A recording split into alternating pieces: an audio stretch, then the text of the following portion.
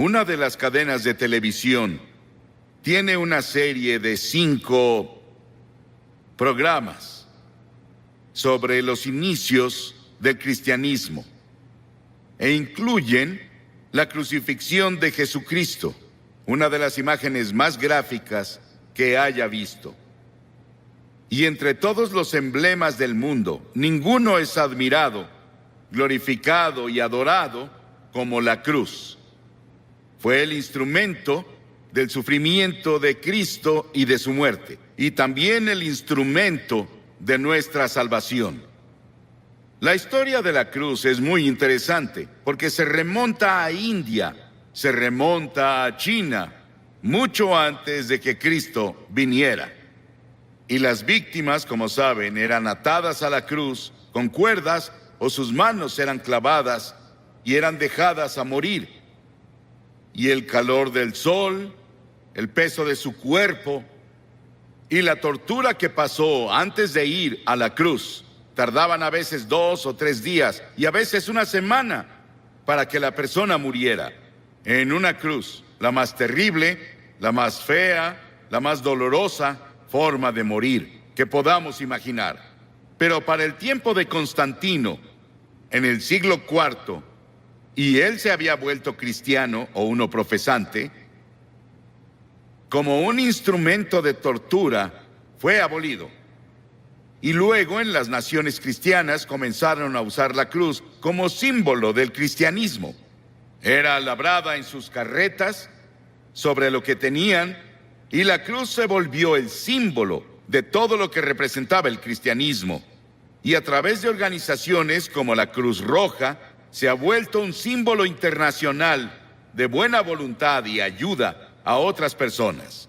Hebreos, el 6º capítulo, dice: es imposible aquellos que una vez iluminados, que han saboreado el don celestial, que han tenido parte en el Espíritu Santo y que han probado la buena palabra de Dios y los poderes del mundo venidero, si se apartan, no pueden renovar su arrepentimiento, ya que crucifican contra sí mismo al Hijo de Dios de nuevo y lo exponen a la vergüenza pública.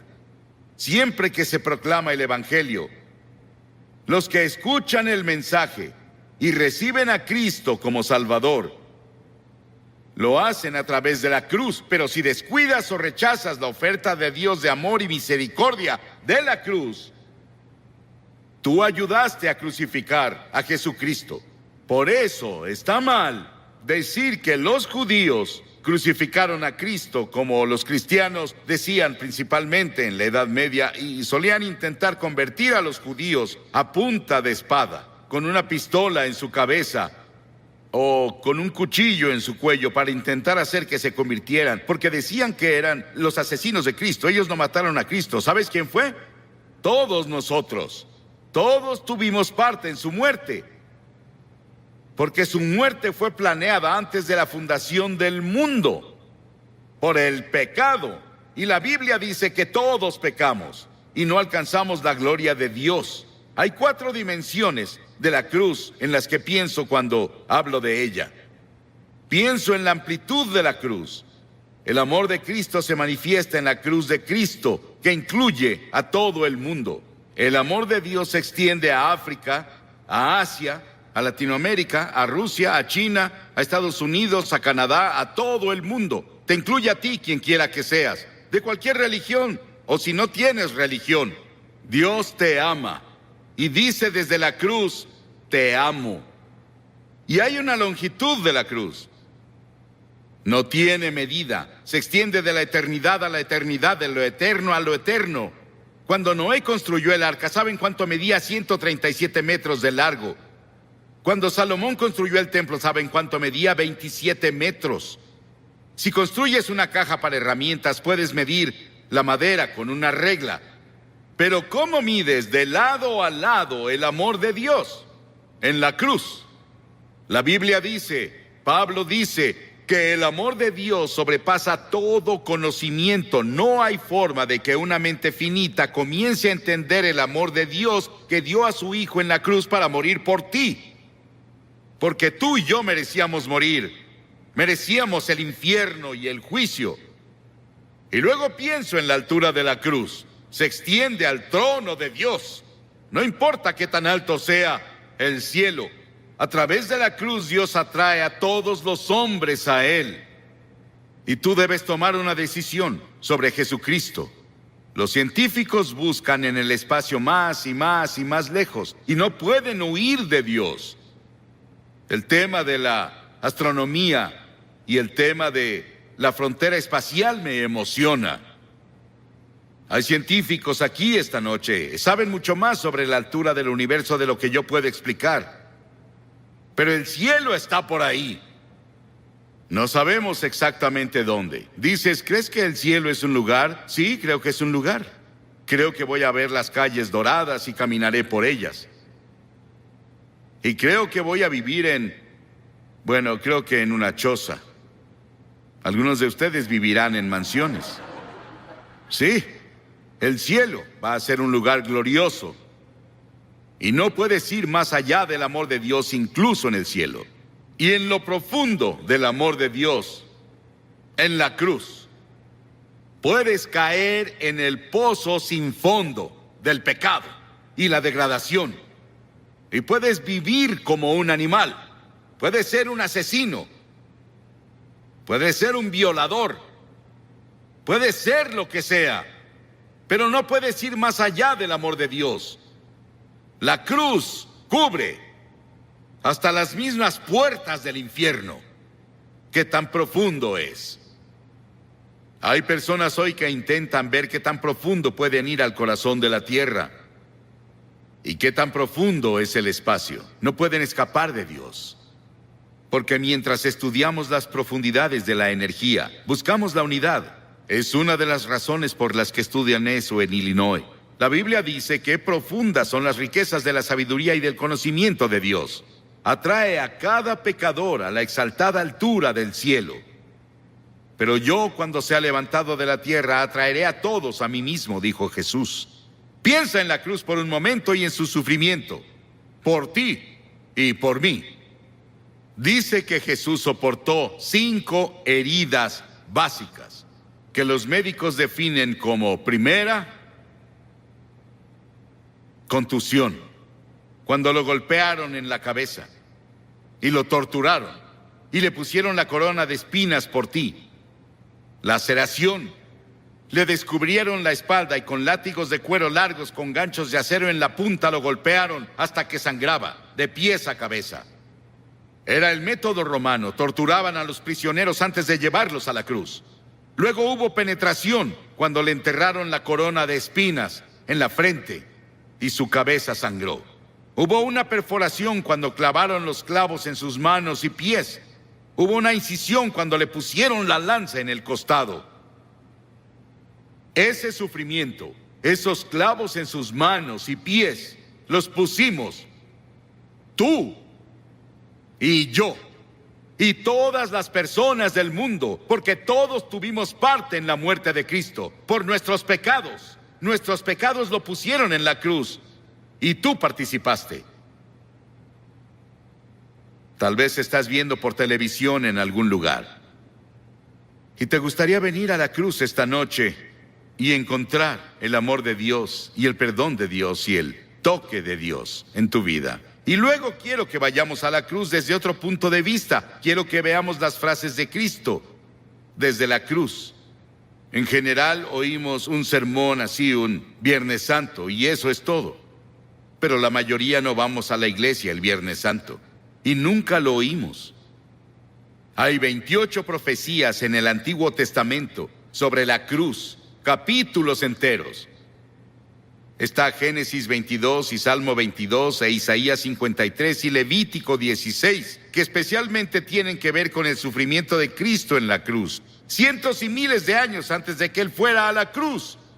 Estaban bajo la inspiración del Espíritu Santo, los autores del Antiguo Testamento. Y los primeros vienen del Salmo 22. Jesús estaba citando las Escrituras cuando dijo: Dios mío, ¿por qué me has abandonado? Es una cita del Salmo 22, pero luego vas un poco más lejos y verás por qué lo dijo. Porque las Escrituras dicen: tú eres santo. Nunca entenderás el Antiguo Testamento con todos sus sacrificios de sangre. Nunca entenderás la Biblia. Nunca entenderás la muerte de Cristo en la cruz hasta que entiendas que Dios es santo y justo y puro y que no puede ni siquiera ver el mal. En ese terrible momento de agonía del Señor Jesucristo en la cruz, Él estaba solitario, olvidado por sus amigos. Y luego llegó una sombra por primera vez desde que la eternidad comenzó, entre Dios el Padre y Dios el Hijo, porque Dios no puede ver el pecado, porque en ese momento Él puso tus pecados y los míos en Cristo, y Cristo sufría por nosotros. Y en ese momento misterioso, fue hecho pecado por nosotros el que no conoció pecado. ¿Sabes qué significa? Fue hecho pecado. Él no conocía pecado. Nunca dijo una mentira. Nunca tuvo un pensamiento malvado. Nunca tuvo avaricia o lujuria. Y de pronto, toda esa suciedad y mugre de tu vida y de mi vida descendieron en Él. Y nadie entenderá nunca el misterio de ese momento. Ningún teólogo puede explicarlo, que me convenza al menos.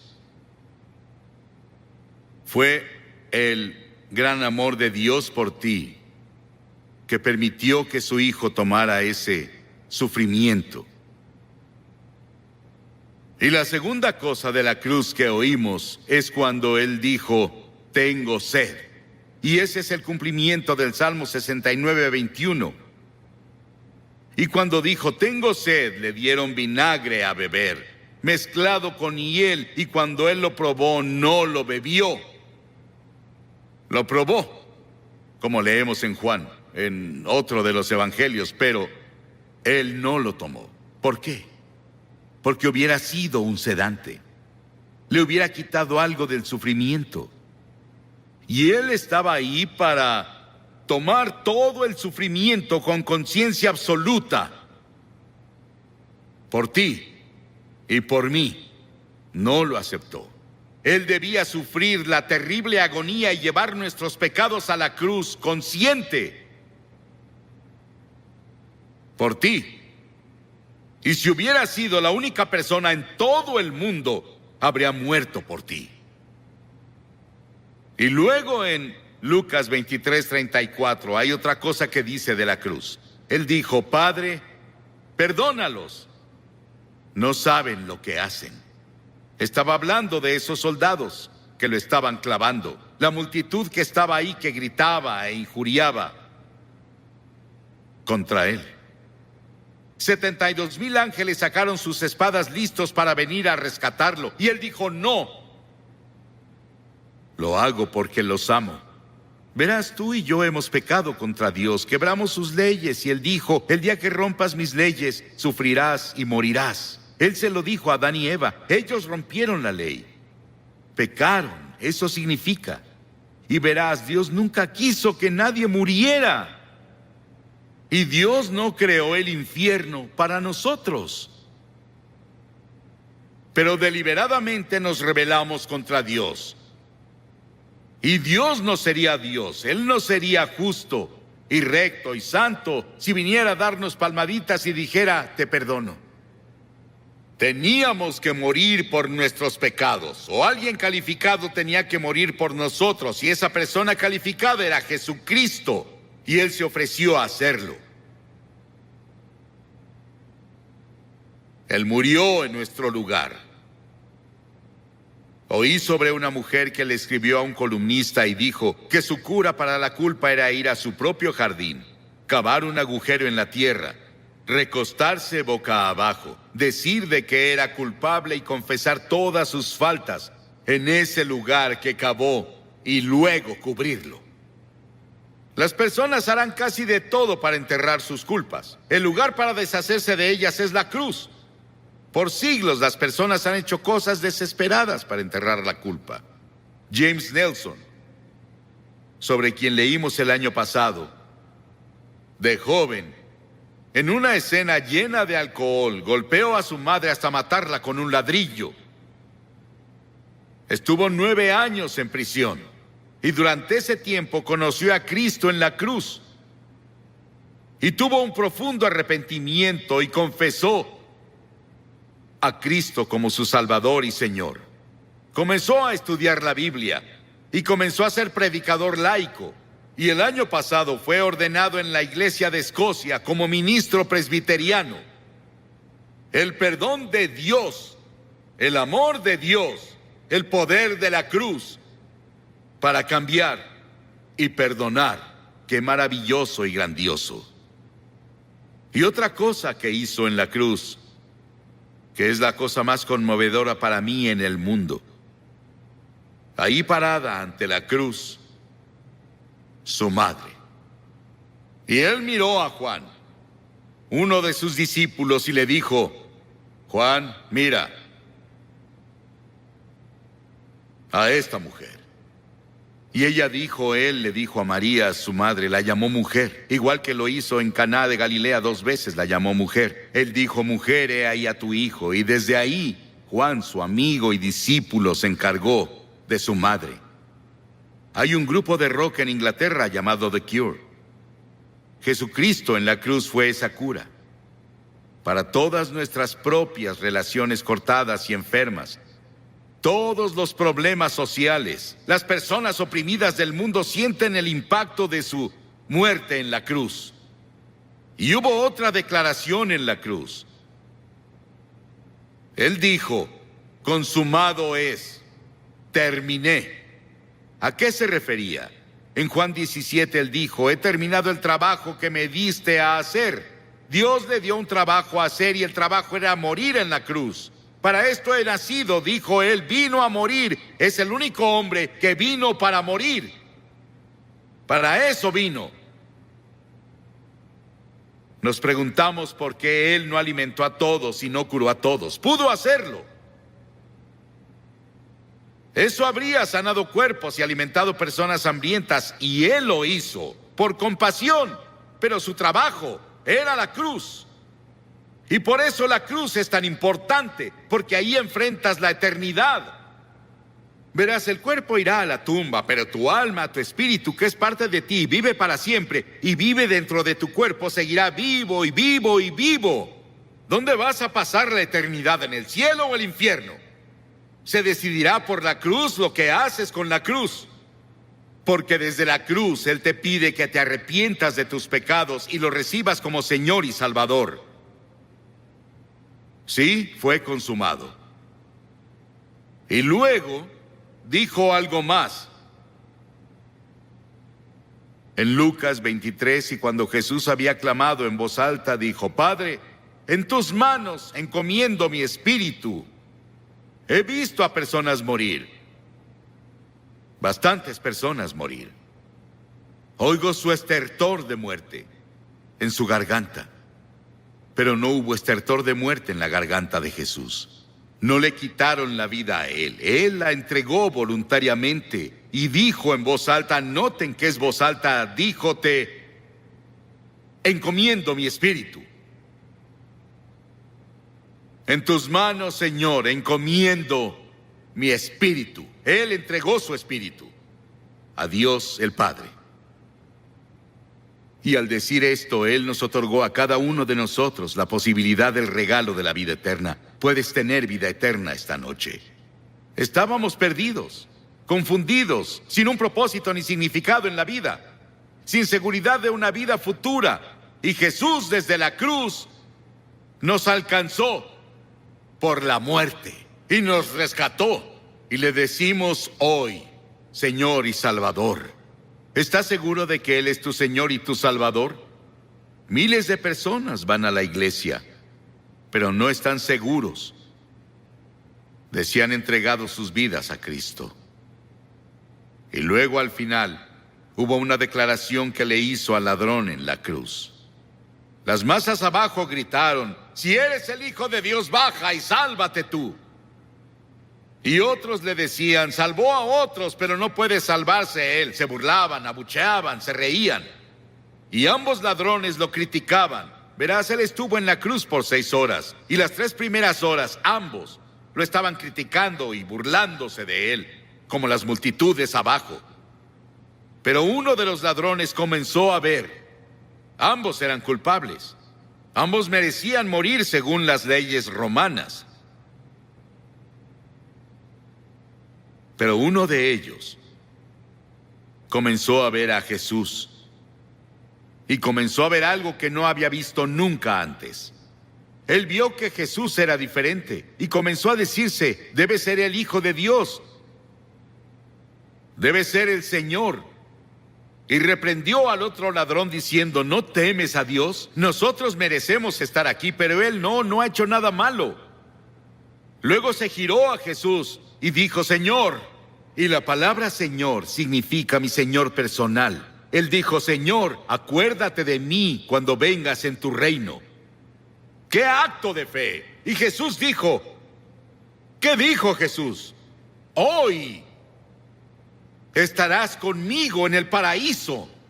Y los ángeles del cielo atendían para ver quién sería el primero a quien llevaría al paraíso.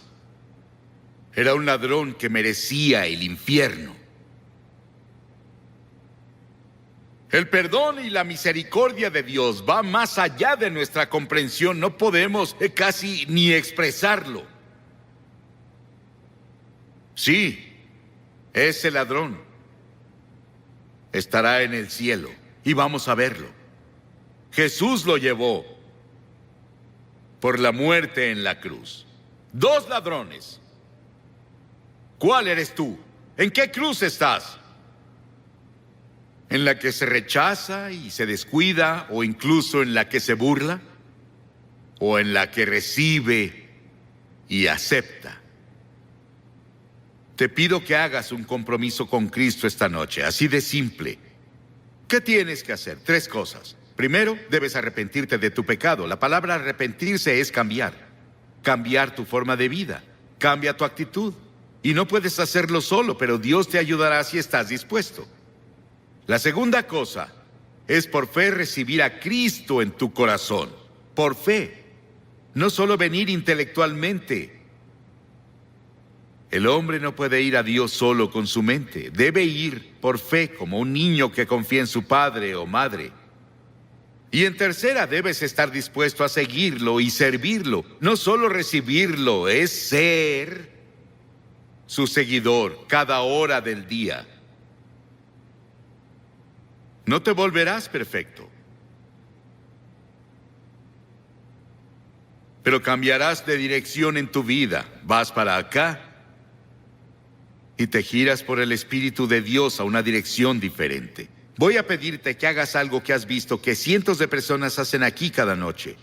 Te pediré que te levantes de tu asiento y vengas a pararte enfrente de esta plataforma y digas al venir: quiero saber cuando me vaya de aquí hoy. La Biblia dice: el que endurece su corazón a la reprensión